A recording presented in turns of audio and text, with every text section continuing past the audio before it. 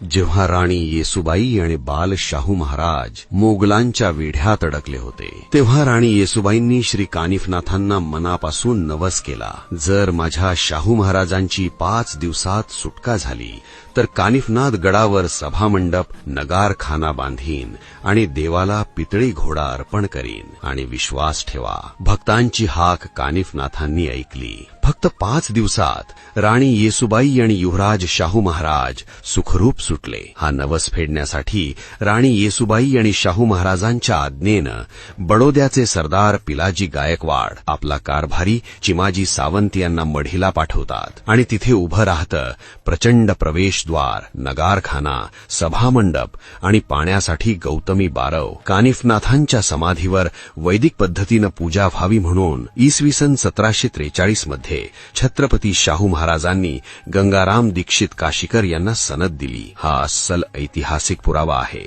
की मराठे राजे नाथांच्या समाधीवर वैदिक पूजेची परंपरा जपत होते. आज मंदिरात दिसणारा पितळी घोडा आणि सदैव तेवणारा नंदाधीप हे अर्पण केलं होतं मराठे सरदार कान्होजी आंग्रे आणि त्यांचे पुत्र बापूराव आंग्रे यांनी. म्हणूनच श्री चैतन्य कानिफनाथ गड फक्त श्रद्धेचं स्थान नाही, तो आपल्या इतिहासाचा आणि मराठी शौर्याचा जिवंत साक्षीदार आहे.